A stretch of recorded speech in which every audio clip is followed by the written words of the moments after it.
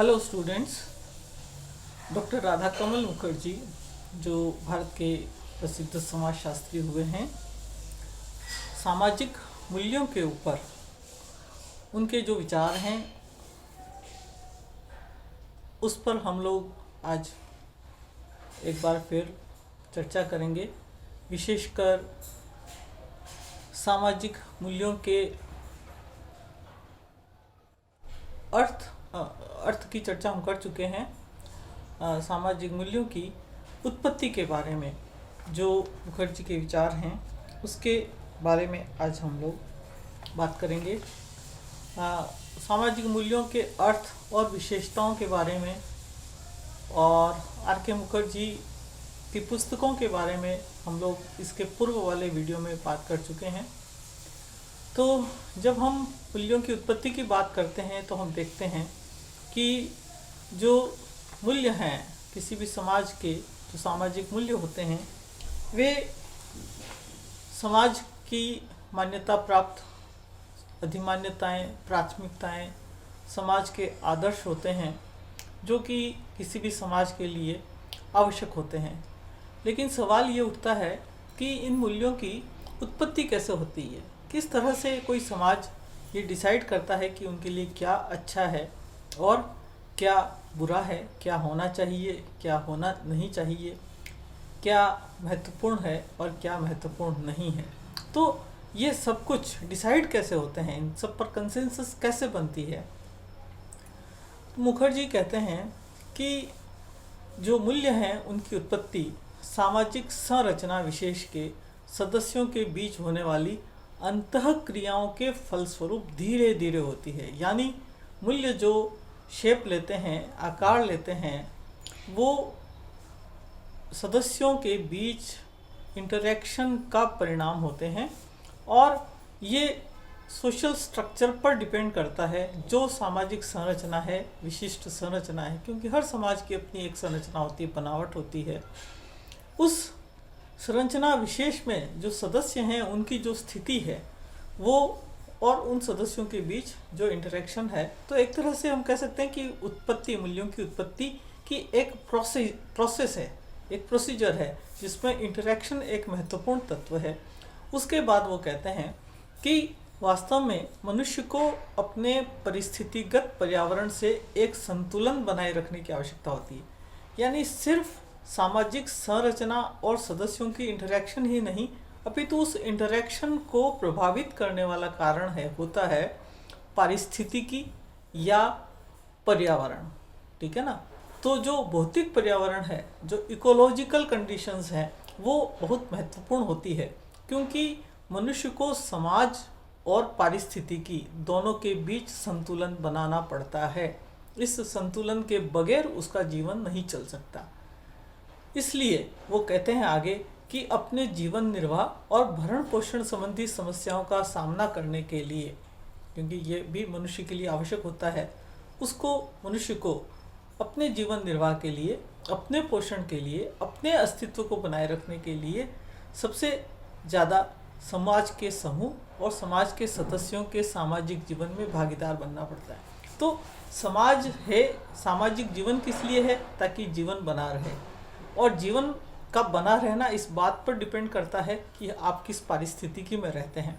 तो इन सब चीज़ों से मिल करके ही, इन सब के मद्देनज़र ही व्यक्ति के बीच या समाज के सदस्यों के बीच इंटरेक्शन के माध्यम से मूल्य जन्म लेते हैं, ऐसा डॉक्टर मुखर्जी का कहना है। तो आगे वो लिखते हैं कि जो व्यक्ति और संस्कृति दोनों के बीच एक आदान प्रदान की प्रक्रिया है और उसमें व्यक्ति सम्मिलित होता है, और उस सम्मिलित होने के परिणाम उसकी प्रोसीजर में ही अंतर्निहित है कि जो वैल्यूज़ हैं वो जन्म लेती हैं। आगे हम देखें तो मुखर्जी का ये मानना है कि अगर ये मूल्य क्यों ज़रूरी हैं, तो वो कहते हैं कि अगर समाज के सदस्यों के लिए समाज द्वारा कुछ प्राथमिकताओं या अधिमानों या मानदंडों और सामूहिक अभिलाषाओं को व्यवहार के आधार के रूप में प्रस्तुत नहीं किया जाए तो समाज का एक व्यवस्था के रूप में बना रहना मुश्किल हो जाएगा। समाज में शांति नहीं रहेगी और असुरक्षा का वातावरण बन जाएगा। तो स्टेबिलिटी के लिए सिस्टम चलता रहे, संगठन बना रहे और शांतिपूर्ण ढंग से सहयोगात्मक रवैये के साथ समाज के सभी सदस्य अपने जीवन की आवश्यकताओं को पूरा कर सकें, अपने जीवन की में जो उनके लक्ष्य हैं उनको पूरा कर सकें। इसलिए सामाजिक मूल्यों का होना आवश्यक है। आगे हम देखें कि मनुष्य को मूल्य अपने जीवन से, अपने पर्यावरण से, अपने आप से, समाज और संस्कृति से ही नहीं अपितु मानव अस्तित्व व अनुभव से प्राप्त होते हैं। ठीक है ना। पहले जो कारण बताए गए हैं, मुखर्जी आगे लिखते हैं कि ये सब कुछ पर्यावरण है, अपना जीवन निर्वाह की परिस्थितियां है, स्वयं मनुष्य और संस्कृति ही नहीं अपितु उसका जो अस्तित्व और मनुष्य का जो अनुभव है वो सबसे महत्वपूर्ण है। ये भी एक महत्वपूर्ण रोल प्ले करता है मूल्यों की उत्पत्ति में। तो आपने देखा कि मूल्यों की उत्पत्ति कैसे होती है, उसकी पृष्ठभूमि और उसकी प्रोसीजर के बारे में मुखर्जी ने अपना विवेचन दिया है। आगे हम देखते हैं अब नेक्स्ट कि मूल्यों का वर्गीकरण, कि कितनी प्रकार के मूल्य हो सकते हैं और उनको हम कैसे समझ सकते हैं। इसके पहले कि हम देखें कि डॉक्टर मुखर्जी ने मूल्यों का वर्गीकरण किस तरह से किया, हम उसके पहले एक और वर्गीकरण देखते हैं स्प्रेंगर का। बहुत महत्वपूर्ण है और स्प्रेंगर ने लगभग किसी व्यक्ति के जीवन में क्या महत्वपूर्ण हो सकता है, किसी समाज में क्या महत्वपूर्ण हो सकता है, उसकी पूरी एक तरह से उसका क्लासिफिकेशन दे दिया है और उन्होंने 6 प्रकार के मूल्यों की बात की है। उसका हम यहाँ उल्लेख करते हैं। उन्होंने सबसे पहले सैद्धांतिक या बौद्धिक मूल्यों की बात की, फिर आर्थिक, फिर सौंदर्यबोधी, फिर सामाजिक या परार्थवादी, फिर राजनीतिक मूल्य या सत्ता संबंधी मूल्य और उसके बाद में धार्मिक या रहस्यात्मक मूल्यों की बात की। ये जो 6 प्रकार हैं, इन 6 प्रकारों से डॉक्टर मुखर्जी बहुत अच्छी तरह से परिचित थे और बल्कि उन्होंने इसका गहन अध्ययन भी किया और उसके बाद में इनको देखते हुए उन्होंने कहा कि ये वर्गीकरण बहुत अच्छा है और बहुत उपयोगी है, लेकिन अगर हम इन 6 मूल्यों को और आगे बेहतर ढंग से समझने की दृष्टि से डिवाइड करें तो हम इनको 2 भागों में बांट सकते हैं। तो डॉक्टर मुखर्जी ने इन सभी मूल्यों को जो स्प्रेंगर ने वर्गीकरण दिया उसको और परिष्कृत करते हुए अपने विजन, अपने दृष्टिकोण से, अपने परिप्रेक्ष्य से उन्होंने 2 भागों में विभाजित किया है। पहला है साधन मूल्य और दूसरा है साध्य मूल्य। साधन और साध्य, इसमें इसका अर्थ तो आप लोग सब जानते ही होंगे। साधन यानी किसी लक्ष्य को प्राप्त करने के लिए जो एक इंस्ट्रूमेंट के रूप में, किसी साधन के रूप में हम इस्तेमाल करते हैं। तो साधन क्या है? किसी लक्ष्य को, साध्य को प्राप्त करने की वस्तु होता है। तो साधन मूल्य और साध्य मूल्य, मूल्य जब हम शब्द इस्तेमाल करते हैं तो मूल्य का मतलब तो अपने आप में ही लक्ष्य हैं, लेकिन कुछ लक्ष्य ऐसे होते हैं जो कि सिर्फ साधन के रूप में इस्तेमाल किए जाते हैं, कुछ ऐसे होते हैं जो साध्य, जो अपने आप में ही मूल्य होते हैं।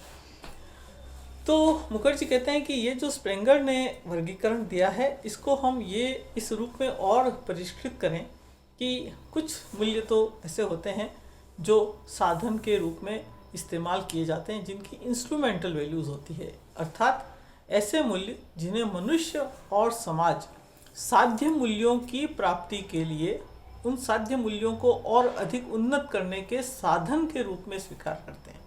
जैसे स्वास्थ्य है, संपत्ति है, सुरक्षा है, सत्ता है, व्यवसाय है, व्यक्ति की परिस्थिति है, ये इनसे संबंधित जो भी मूल्य हैं वो सभी साधन मूल्य हैं। ये सभी, यानी स्वास्थ्य एक साधन है, संपत्ति एक साधन है, सुरक्षा एक साधन है सत्ता शक्ति एक साधन है, व्यक्ति का पद और उसकी परिस्थिति भी एक साधन है किसी और मूल्य को प्राप्त करने के लिए। तो वो कहते हैं कि ये सभी साधन मूल्य है क्योंकि इनका उपयोग हम कतिपय अन्य लक्ष्यों या इच्छाओं की प्राप्ति के साधन के रूप में करते हैं। ठीक है। और जो साध्य मूल्य हैं वो क्या है? Intrinsic values.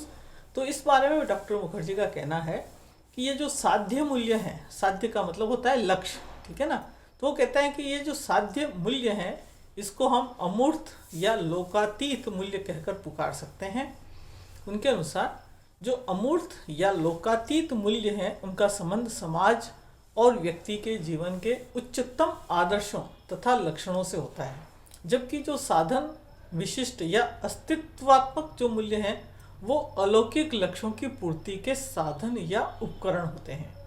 लेकिन जो साधन मूल्य हैं उनका उचित चुनाव, उनका बुद्धिमत्ता पूर्वक उपयोग किए बिना हम जो लोकातीत या अमूर्त मूल्य हैं, जो आध्यात्मिक मूल्य हैं, उनको परिपूर्ण नहीं कर सकते, उनको प्राप्त नहीं कर सकते। तो इसलिए मनुष्य को जो साध्य मूल्य हैं उनकी अपेक्षा साधन मूल्यों, मतलब वो उनका ये कहना है कि जो औसत रूप से जो सामान्य जो मनुष्य है वो साधन मूल्यों से अधिक जुड़ा रहता है, ठीक है ना। उसका संबंध साधन मूल्यों, क्योंकि एक जो मनुष्य है उसका जो महत्वपूर्ण, उसकी जो ज़रूरत है जीवन निर्वाह, वो तो इन साधन मूल्यों से ही होती है। तो समाज विज्ञान जो है, सोशल साइंसेज हैं, उन सोशल साइंसेज में हम इन साधन मूल्यों और उनकी परिस्थितियों और परिणामों की विवेचना करते हैं, क्योंकि समाज का संबंध, समाज से संबंध व्यक्ति एक सदस्य के रूप में, समाज के सदस्य के रूप में ज़्यादातर साधन मूल्यों से जुड़ा रहता है।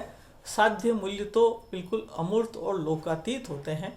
तो साधन और साध्य मूल्य, इन दो रूप में डॉक्टर मुखर्जी ने सामाजिक मूल्यों का वर्गीकरण किया है।